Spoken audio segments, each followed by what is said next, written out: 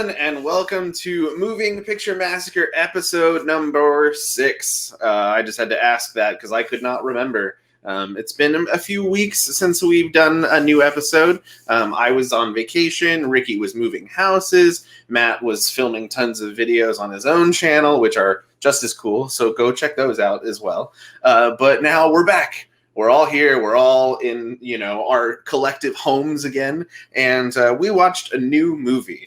The name of this movie is The Wasp Woman.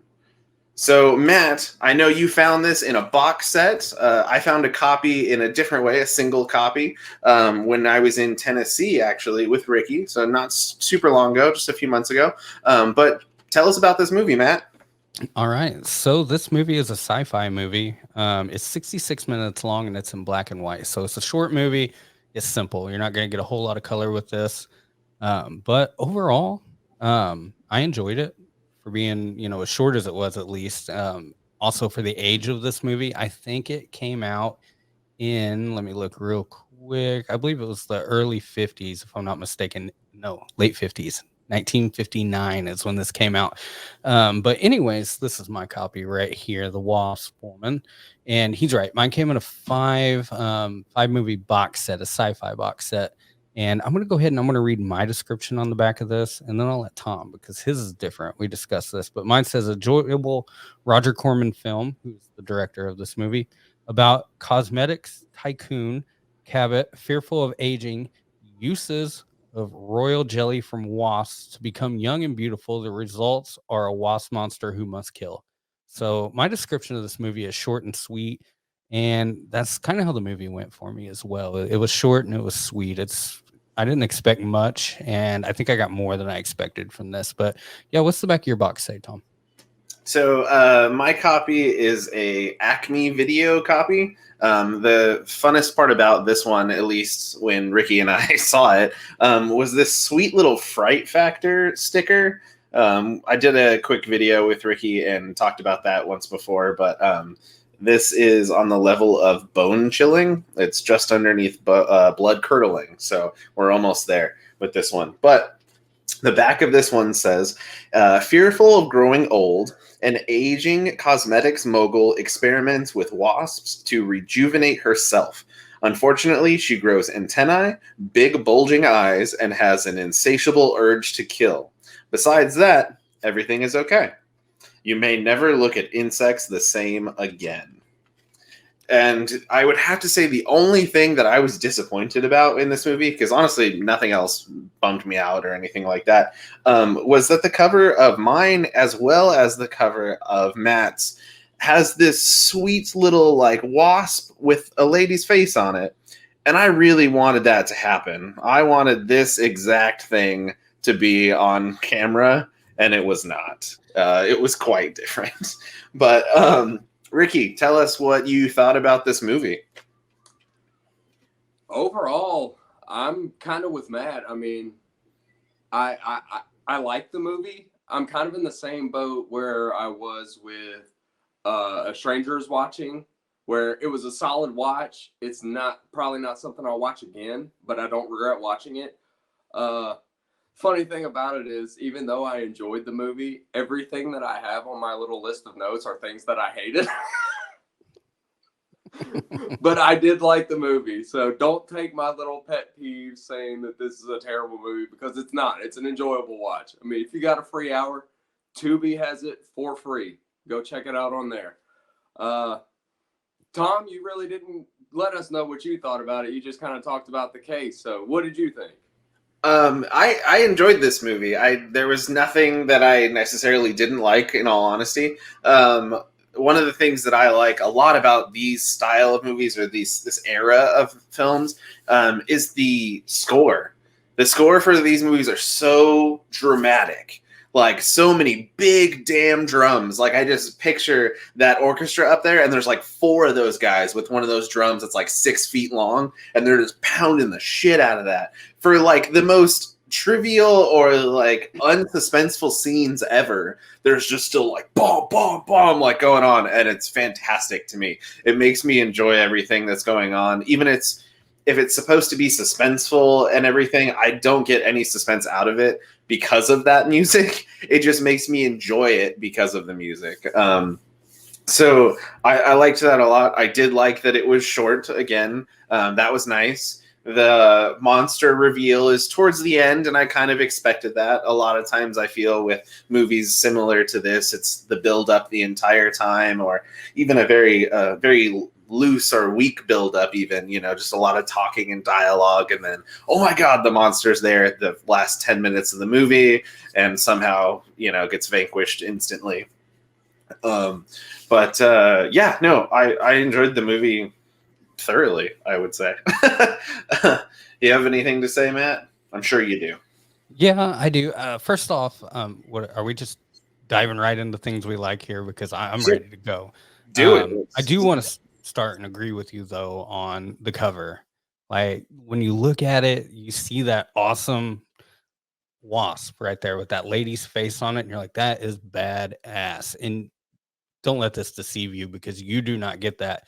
But in the same sense, I liked it just as much because the whole time, like when they would reveal her as the Wasp Woman, it felt like Rowdy Piper just put the glasses on and obey for me every time I seen that. So I was taken back to that movie and I was like, this is really, really cool. There was a decent story to it as well. It was about a woman who basically was the face of a cosmetics company and they were declining in sales. So, and it was because basically she was the face and she was getting older. So this whole movie is about pushing back time, I guess, on people's lives, making them look more rejuvenated, more young. And it's this miracle drug that just happens to come from wasps. Specifically, I guess the queen wasp in the nest. But that was pretty cool. The whole story. Trying to think of some other stuff I really liked about this movie. I do agree with you. The score on it was awesome. They all do have that like really over dramatic score, and it's fun to hear. And you don't get that a lot anymore in movies. And this is something I would almost buy, like if it came out on vinyl. If they had a score for it, I think it would be cool. And I think the dust jacket on a vinyl of this would be awesome as well. But anyways, I'm trying to think off the top of my head on some of the other stuff that I liked. The reveal at the end with the secretary when she comes down with the mask or the face when she like transforms, that was really cool to me as well. I thought that was a really good shot, a good touch on the movie. The fight scene after it wasn't so much, but overall, like it didn't ruin the movie for me at all. One thing I did like too, right at the beginning of the movie, there's the intro screen where it's just a bunch of honeybees. And when I saw that at first, I was like, what the hell is going on? These aren't even wasps. And then it quickly leads into wasps. Like they actually did have an idea. They knew what they were talking about. They just happened to start with bees, and bees being the cosmetic or the providers of the stuff that they're using to make the cosmetics. And then it quickly turns south when it starts talking about wasps. But overall, it's pretty cool. So, Ricky, you got anything to add? As far as things that I liked, there's not really much to highlight. Like you said, the storyline of the movie was really solid. I really enjoyed the acting. They weren't like Oscar nominees, but they weren't like, oh my God, come on, dude, really. So I mean, it had that good middle ground. They did a good job with the acting, and the storyline was real easy to follow. Not many plot holes. It was a fun watch overall, but I've got a lot more once we get to the point where we talk about stuff we don't like. I can go on a pretty good rampage with that, Tom. Roll it. Roll it. Do it. Make it happen. You want to start that now? Oh yeah, for sure. Okay. All right. Well, first thing that I hated, Matt kind of brought it up with the bees. There is not one wasp in this movie. They are all bees. So I was like, I don't really get that. There's bees everywhere.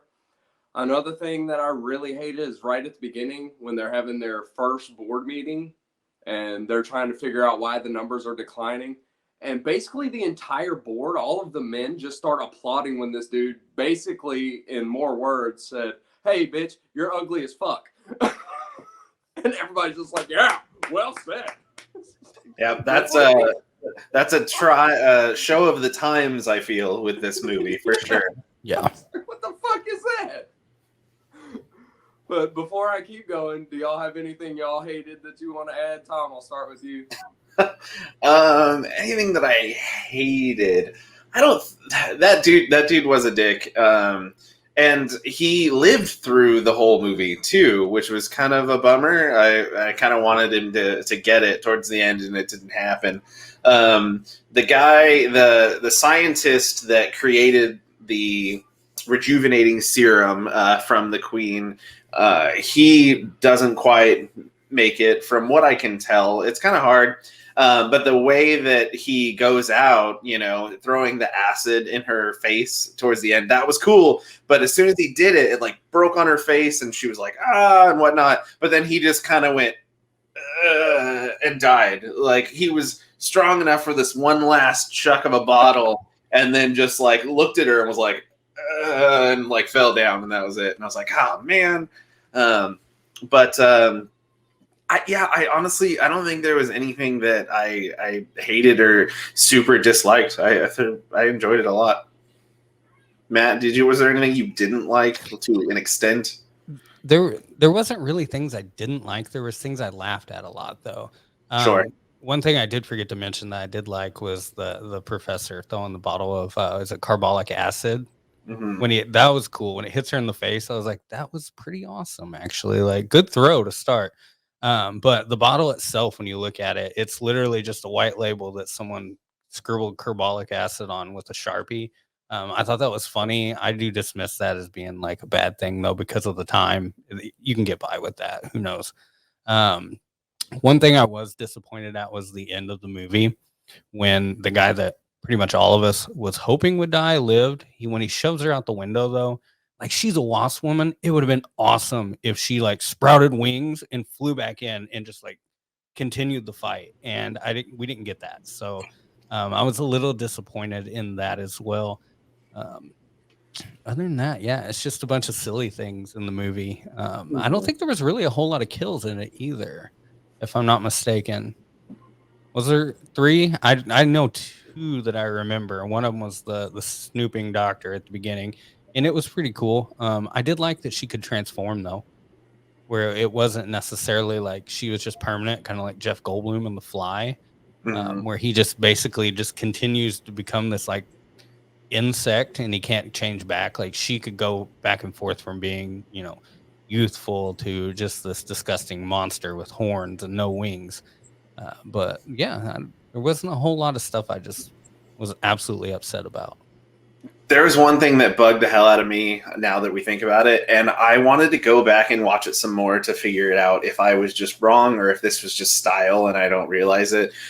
Because the shirt she was wearing had like 3 little buttons on the back, and it V'd on the back, and it was kind of tight in the front. So it looked to me like her shirt was on backwards the whole time. And I was trying to figure out if they did this on purpose, like if it was on backwards and it was easier to like put on over makeup, or I don't know. It was real strange to me. I don't know if the shirt was on backwards or not. I hope anyone watching this watches the movie. It's only an hour long. Tell me if you think her shirt is on backwards, because it drove me nuts for quite a while. So that, yeah, I guess that would be the only thing that really bugged me. But Ricky, what else do you have that bothered you? A couple other things. When he's first describing his little enzyme thing and he injects the guinea pigs, why the hell did they turn into lab rats? I forgot about that. I thought the same thing, and I forgot about that. It's like, really? It just turns it into a lab rat? It's not like a baby guinea pig? There was that one. Let's see. Oh, at the very beginning when the guy's talking about wasps, and he's like, oh, wasps are carnivorous, and the queen wasp, after she mates, she devours the male. No, she doesn't. No, she's not like a black widow. She's not like a praying mantis. After a wasp's mate, I did a little research on the Google machine after seeing that, because I was like, hey, this is wrong. So I did my research and looked up how it works. After mating, the female goes into hibernation. The male dies because he doesn't survive the winter. But she doesn't eat him. I was like, nope, you're wrong, and I have to look that up just to prove a point. Yeah, that's a very different death than her eating him.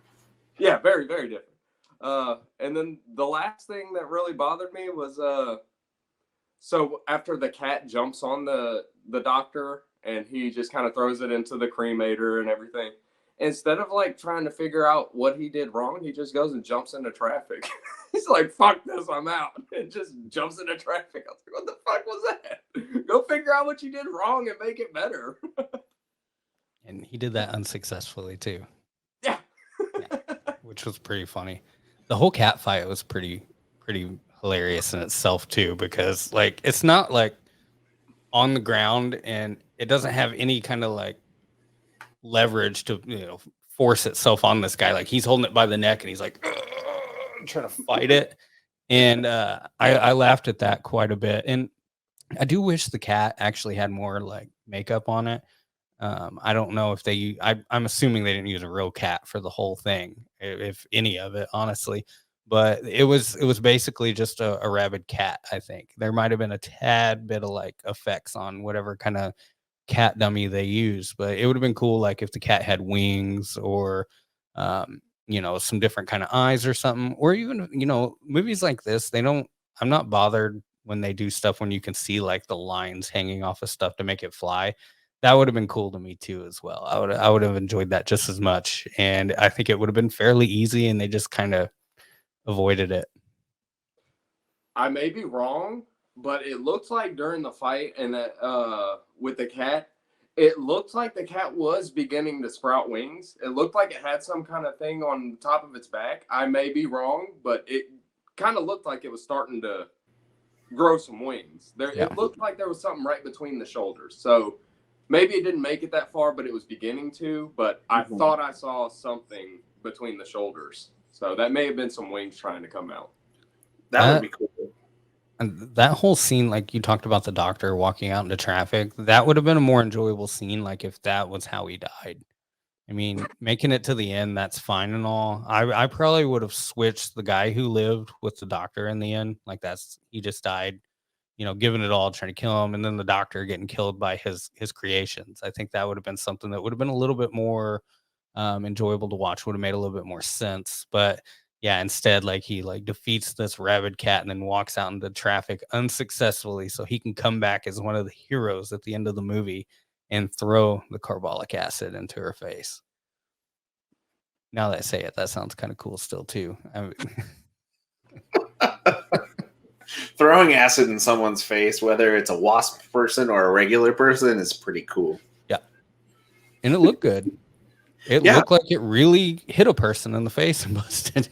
Yeah, it busted up pretty good. It looked like real, like, you know, as real a glass breaking as you can, you know, with those kinds of bottles, sugar cane glass or whatever it is. Yeah. Yeah, it looked good. But I wanted to tell you guys something. I read this and I told you there was something I wanted to say that was a factoid that I found while looking this up. That's kind of crazy to me. So Susan Cabot, I believe is how you say her name. She is the main actress of the film, and this was her last film. The crazy thing about that was it says, in the film, Susan's character plays a woman who takes Wasp royal jelly enzyme to stay younger. In real life, she suffered from mental illness. She reportedly tried to treat it with human growth hormones, which her son took because he had dwarfism, but it only exacerbated her illness. Her son later killed her, reportedly in self-defense after she attacked him during a mental health crisis. Dang. That's fucking nuts, right? Wonder if he hucked a bottle of carbolic acid at her face. Right, like that. I sat there and I read that and I was like, that's a lot to like unfold and stuff. I was like, this lady did this one other film and she was experiencing all these mental illnesses, and then her kid killed her because she was using his growth hormone steroids because she was crazy. Like, what the hell? Yeah, that was pretty wild. Roger Corman has some good What's that word I'm looking for? Casting. Casting. There it is. Thank you. Appreciate that. Yeah. Yeah, I think so. I mean, is she a method actor in this then? I would kind of lean that way, I guess, You're like, she just didn't know it, but yeah, she's method acting. Right? I wonder if she was taking all of this during the film or if this happened like shortly after, or what the time frame is would be good to know, or at least interesting to know. I mean, you got that scare meter on your front of your thing. Maybe she watched it and that was the end of it. Right? Sent her into crazy mode. It was bone chilling. I'm a little disappointed like we don't have one of those, or my movie itself doesn't have one. If we're gonna sticker, it should have like a scare meter on it. If we ever get a logo made, that'd be cool. I think instead what we should do is before we film the next episode. I know we should talk about this when we're not filming an episode, but I'm going to do it anyways because I have a pen in my hand and now I look official. So before we film the next episode, instead of rating things with a star, instead of 5 stars, we need to create our own scare meter and do that going forward. That's a good idea. I would say anyone listening, if they want to toss in ideas, and maybe we can roll with some of those too. Definitely have more creative minds out there, I'm sure, listening and watching these videos. So 100%. Because this one, I don't want to just go off of this one. I want it to be our own, because here we've got goosebumps starting off, spine tingling is next, bone chilling, and then your last one is blood curdling. So that's only 4. So I'm saying we should look for 5, just like a 5-star rating. Give it 5 chilling factor, fright factor, whatever we want to call it, and do that from going on after this one. But speaking of that, let's go ahead and rate this film. And Ricky, I'm going to let you go first. Before I do my rating, a couple more things I wanted to add to touch on what you said about her death and everything. That happened in 1986. I did see when she died. She was 59 years old. So that'll give you a time frame on when that happened. I know we kind of like to throw out our little laugh out loud moments. I did have 2 of those that I really wanted to bring up before we close everything out. Actually, coincidentally, they both involve Maureen, the phone operator girl. But whenever her man calls and she's like, "I got 2 words for you: drop dead," twice. I was like, that's 3. And then the second moment was when the movers were coming in with the doctor's bed, and he's like, "Hey there, pretty puss," and I was like, "Pretty puss? What the fuck?" I was like, I would have backhanded the shit out of that guy. So I was so glad when she was like, "How about I take this phone cord and wrap it around your neck?" I was like, there you go. That's what I was waiting on. But yeah, I had to throw those 2 out there because I wrote those down specifically for this moment. Yeah, that was good. I totally forgot to mention that because I remember watching that and I even rewound it because I was like, I need to see that again because, again, it's one of those things where it's like the times where someone can walk up and just call someone a pretty puss and it's not that big of a deal. You know what I mean? And she was like, "No, fuck you, dude. I'll strangle you with this phone cord." And I was like, all right. But then she also, while she was doing it, she was just sitting there like not trimming her nails, but like filing. Thank you. Filing her nails and just like waiting for him to talk to her. You know what I mean? So it's like I'm just like that part was like some shitty acting in my opinion, where she was just like, "Okay, he's gonna come talk to me now. Why am I doing this in a work environment?" You know what I mean? But yeah, no, that whole thing was funny. So, anyways, go ahead. So for my rating, I'm gonna go with a 2.5 because, like I said at the beginning of this episode, it's kind of a middle of the road movie for me. I'm not gonna rate it as low as Psychomania because I fucking hated Psychomania, but I'm not gonna rate it as high as The Dentist because I absolutely love The Dentist. So I'm gonna give it like a 2.5, somewhere right in the middle there. Matt, what do you think? What's your rating on it? I'm a 3. Like it's one of the more enjoyable movies that I've watched of the the bunch we've had, and The Dentist I think so far is my favorite as well. So yeah, I think given some of the stuff we watched, I'll put it at a 3, right in the middle of our little ranking there. I think that's a good spot for it. It was good, but there were some cheesy moments in it, and that kind of brought it down to me. So I'm still waiting to see the perfect movie. One of these days we'll get to it. Who knows? I don't know if that's possible, but we'll try. Yeah. If I'm not mistaken, on my previous ratings, I'm actually going to give this one the highest I have the entire time. I'm going to give it a 3.5 because I think a 3 is the highest I've given it so far.